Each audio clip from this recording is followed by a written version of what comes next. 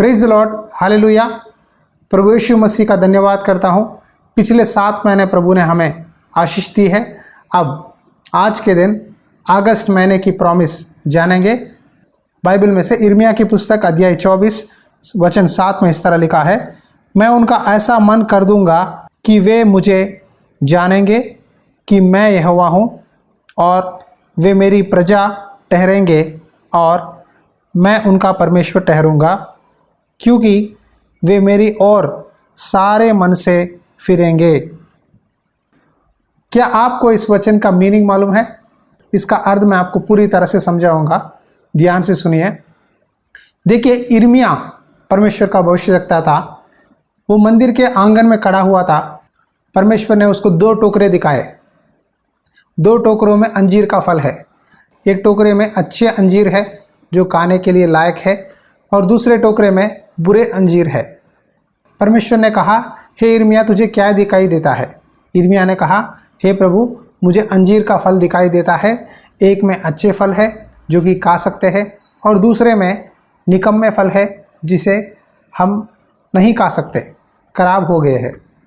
इसका अर्थ परमेश्वर यहाँ कहते हैं, यह अच्छे फल का मतलब है जो इजरायली लोग बंदियों की तरह बबुलोन के देश गए हैं, उन लोगों को दर्शाता है। निकम्मे अंजीर के फल वे हैं जो इज़राइल देश में है, जो परमेश्वर की बात नहीं मानते, वही इज़राइल देश में रहकर तकलीफ़ों में, पीड़ा में पड़े हैं। आज भी संसार में परमेश्वर पे विश्वास करने वालों में 2 कैटेगरी है। एक कैटेगरी लोग परमेश्वर की बात मानते हैं, दूसरी कैटेगरी लोग परमेश्वर की बात नहीं मानते। 2 तरह के लोग भी चर्च जाते हैं, प्रार्थना करते हैं, परमेश्वर को भेंट देते हैं, हर मीटिंग में अटेंड करते हैं, लेकिन इन दोनों में फ़र्क क्या है पता है? अच्छा बुरा। अच्छा का मतलब परमेश्वर की बात मानने वाले, निकम्मे का मतलब परमेश्वर की बात नहीं मानते, परमेश्वर की इच्छा नहीं जानते, अपनी मन मर्जी से परमेश्वर पे डिमांड करते हैं कि परमेश्वर तू ये कर वो कर। लेकिन दूसरी तरफ जो लोग परमेश्वर की बात मानते हैं, अपने आप को सबमिट करते हैं, दीन और नम्र रहकर जितने भी तकलीफ़ हो, समस्या हो, परमेश्वर पर भरोसा रखते हैं। यहाँ अच्छे अंजीर फल यानी परमेश्वर की बात मानने वालों के लिए आज परमेश्वर वादा देते हैं, मैं उनका ऐसा मन कर दूंगा कि वे मुझे जानेंगे कि मैं यहोवा हूँ। देखो, इजरायली लोग बबुलोन देश गए, राजा नेबुकदनेस्सर था। वहाँ परमेश्वर ने अपनी नाम की महिमा अपने बच्चों के द्वारा किया है। कैसा?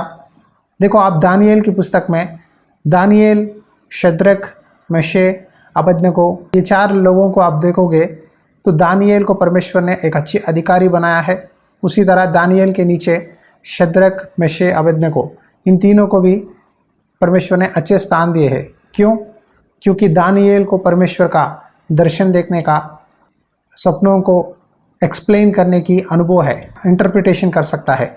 और दानियेल इतना ज्ञानी था कि नेबुकदनेस्सर राजा के पास बबुलोन देश में जितने भी लोग ज्ञानी थे, उन सब लोगों से भी बढ़कर उसका ज्ञान, उसकी बुद्धि, उसका विवेक बहुत तेज था, क्योंकि वो परमेश्वर की उपासना करता है।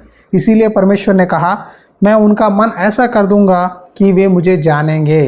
अगर एक विश्वासी परमेश्वर की बात मानता है, परमेश्वर उसके द्वारा उसके सारे परिवार को, सारे पड़ोसियों को, सारे लोगों को बचाएगा। यह दानियेल के द्वारा परमेश्वर ने अपने आप को प्रकट किया कि मैं यहोवा हूँ, और यहाँ लिखा है कि वे मेरी प्रजा ठहरेंगे और मैं उनका परमेश्वर ठहरूंगा, क्योंकि वे मेरी ओर सारे मन से फिरेंगे। अगस्त महीने का प्रॉमिस यही है, वे मेरी ओर सारे मन से फिरेंगे। जो लोग परमेश्वर की ओर पूरे मन से फिरते हैं, परमेश्वर उनको आशीष देते हैं। प्रभु यीशु मसीह ने कहा, तुम अपने परमेश्वर को सारे मन से, सारे बुद्धि से, सारे विवेक से, पूर्ण आत्मा से प्रेम करो, यही पहली आज्ञा है। आज कई लोग प्रभु पर विश्वास करने वाले कुछ चीज़ों पर सारे मन से प्रभु के पास नहीं आते। शादी के विषय में, नौकरी के विषय में, बिजनेस के विषय में, परमेश्वर तू ये चमत्कार कर, परमेश्वर तू मुझे बहुत पैसा दे, बहुत अच्छा नौकरी दे, एक घर दे, एक कार दे। इस तरह परमेश्वर पर हम प्रेशर डालते हैं। लेकिन क्या आपने जाना है कि परमेश्वर की इच्छा क्या है? परमेश्वर के मन में आपके बारे में क्या योजना है, परमेश्वर इस विषय में इस प्रॉब्लम का सॉल्यूशन क्या देना चाहते हैं। कई बार जो भी प्रॉब्लम आए तब हम ही तुरंत सॉल्यूशन परमेश्वर को देते हैं, एडवाइस देते हैं, परमेश्वर तू ऐसा कर, तू ऐसा कर, तू ऐसा कर। देखिए, आप डॉक्टर के पास जाते हो, आपको कोई भी बीमारी है, उस बीमारी की दवाई आप देते हैं या डॉक्टर देता है? डॉक्टर देता है। डॉक्टर जो भी लिख के देता है पर्ची में, आप वही खरीदते हैं, वही इस्तेमाल करते हैं। लेकिन परमेश्वर के पास आप क्यों वेट नहीं करते? परमेश्वर के पास क्यों आप सॉल्यूशन नहीं पूछते? कई लोग आज ऐसे हैं, प्रॉब्लम आर्थिक समस्या है, कर्जे है, तो तुरंत उस कर्ज से बाहर आने के लिए और एक कर्ज लेते हैं, चिटफंड लेते हैं, या कोई ना कोई दोस्तों को मांगते हैं। लेकिन क्या आप परमेश्वर की इच्छा जाने है? कई लोग परमेश्वर के पास पूरे मन से नहीं फिरते, इसीलिए और अभी भी बंधनों में है। कई लोग कहते हैं हम विश्वासी हैं, फिर भी शराब पीते हैं, फिर भी गाली देते हैं, झूठ बोलते हैं, धोखा देते हैं, एक दूसरे से लड़ाई झगड़ा करते हैं। क्यों? ये सब क्यों कर रहे हैं? क्योंकि पूरी तरह से उन्होंने परमेश्वर की ओर नहीं फिरा है। परमेश्वर इस महीने में आपको ब्लेस करना चाहते हैं। आप आपके सारे गांव वालों के बीच में, पड़ोसियों के बीच में, मेहमानों के बीच में आपको एक अच्छे स्थान दे, आपको अलग करके परमेश्वर आपको ऊंचे स्थान में लेके जाना चाहता है। लेकिन आप सारे मन से परमेश्वर की ओर फिरना चाहिए। जब तक आप नहीं फिरते, आप कहोगे ब्रदर जी हमारे भाई के लिए प्रार्थना करो, वो शराब पीता है, वो नशे में है, ये गाली देता है, डांटता है, वो ये करता है, वो करता है। इस तरह दूसरों के बारे में, मेहमानों के बारे में अगर प्रार्थना मांगोगे आप सुधरे बिना, तो क्या फ़ायदा है? पहले आप सारे मन से परमेश्वर की ओर फिरो। बाद में जब आप खड़े हो जाओगे प्रभु के नाम पे, लोग प्रभु यीशु मसीह के कामों को आपके जीवन में जब देखेंगे, तभी वो आएंगे प्रभु के पास। सिर्फ अपने मुंह से मैं क्रिश्चियन हूँ, मैं मसीही हूँ बोलने से फ़ायदा नहीं है। परमेश्वर चाहते हैं कि आप पूरे मन से प्रभु के पास फिरे। परमेश्वर चाहते हैं कि आपको अपना प्रजा बनाए, आपको अपना बेटा बनाए, बेटी बनाए। कब होगा? जब आप परमेश्वर की ओर फिरोगे। परमेश्वर की ओर नहीं फिर के आप अपनी मर्जी से जीते हुए कुछ समय संसार में, कुछ समय प्रभु के पास आओगे तो कोई भी फ़ायदा नहीं है। एक बार प्रभु ने आपको धोया है, अपने पापों से छुटकारा दिया है, अपने लहू से धोकर आपको उद्धार दिया है। बार बार वही पाप कर रहे हो, फिर मुड़कर आना बहुत मुश्किल है। इसीलिए परमेश्वर ने निकम्मे अंजीर फल को देखकर कहते हैं मैं उनको सजा दूंगा, मैं उनको छोड़ दूंगा, तकलीफ़ों में, मुश्किलों में गिर जाएंगे, संसार में मिल जाएंगे। क्या आप अच्छे अंजीर फल की तरह रहना चाहते हो या बुरे अंजीर या निकम्मे अंजीर फल की तरह रहना चाहते हो? आप ही डिसीजन ले लो। लेकिन परमेश्वर ये वादा खास करके लिए जो लोग अच्छे अंजीर फल की तरह रहना चाहते हैं उनके लिए दे रहे हैं। ये वचन जो बात मानते हैं ना, उनके लिए है। ये एक भविष्यवाणी है, आप ध्यान से समझिए। आज प्रभु से बोलो, प्रभु मैं अपने सारे मन से आपके ओर फिरूंगा। एक नया मन दीजिए, नया दिल दीजिए, ताकि मैं जान सकूं कि आप मेरा परमेश्वर है। जब आप धार्मिक जीवन बिताओगे, पाप नहीं करोगे, तब परमेश्वर अपनी महिमा आपके द्वारा बताएगा। हालेलुया। प्यारे भाइयों और बहनों, इस महीना आप अपना पूरा मन, पूरे इच्छाएं, पूरे सोच, पूरे विचार, हर जगह में परमेश्वर को पहला स्थान दो। परमेश्वर को बोलकर ही कोई भी काम करो। यीशु मसीह की इच्छा के बगैर जो भी काम करोगे नुकसान में चले जाओगे, तकलीफ़ों में गिर जाओगे। प्रभु की इच्छा जानो, विश्वास से प्रार्थना करो, घुटने पे टेक कर प्रभु से समय बिताओ, तब प्रभु आपको हर विषय बताएंगे।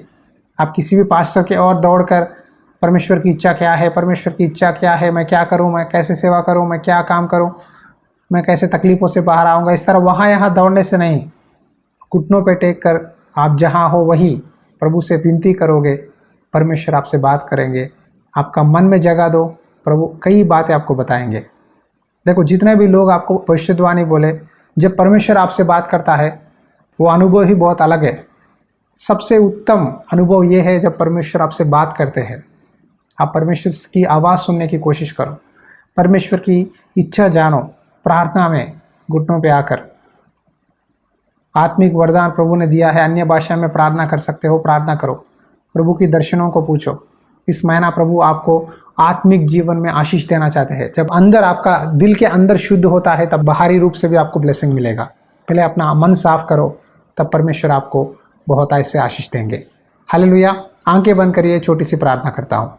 अनुग्रहकारी दयालु परमेश्वर, आज आपने इस भविष्यवाणी के द्वारा हमसे बात किया है कि अच्छे अंजीर फल की तरह रहे। मुझे तेरे मन के अंदर मुझे जगह दे, तू अपने सारे मन से मेरी ओर फिर, तब मैं तेरा परमेश्वर कहलाऊंगा, तू मेरी प्रजा ठहरेगा। आज जितने भी लोग प्रभु बंधनों में है, यीशु मसीह के नाम पे उन बंधन को तोड़ते हैं। शायद नशे की बंधन हो, शायद व्यभिचार की बंधन हो, आर्थिक समस्या हो, नौकरी नहीं है या विश्वास में सीधा नहीं है, जो भी प्रॉब्लम है प्रभु, प्रार्थना करते हैं हर एक बंधन को तोड़ दीजिए। इस महीने उनको बंधनों से आज़ादी दीजिए प्रभु। तेरे और पूरे मन से फिरकर तेरी आशीष पाने के लिए सहायता कर। दानिएल की तरह एक अच्छे स्थान में इनको ब्लेस कर पिता। शद्रक मेशक अबेदनगो की तरह अच्छे पोजीशन दे पिता। इनके जीवन में, आर्थिक स्थितियों में, नौकरियों में, परिवार में, हर विषय में शांति समाधान दीजिए। यीशु मसीह नाम पे विनती करता हूँ पिता, आमीन। Praise the Lord. इस अगस्त महीने में इस वचन को विश्वास से पढ़िए।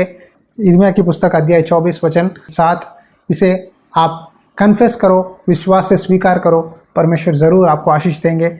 उसी तरह इस महीने परमेश्वर के लिए आप कोई भी दान देना चाहते हैं तो इस सेवकाई में भेज सकते हैं।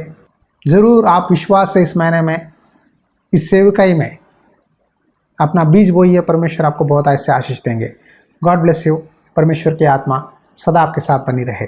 आमीन।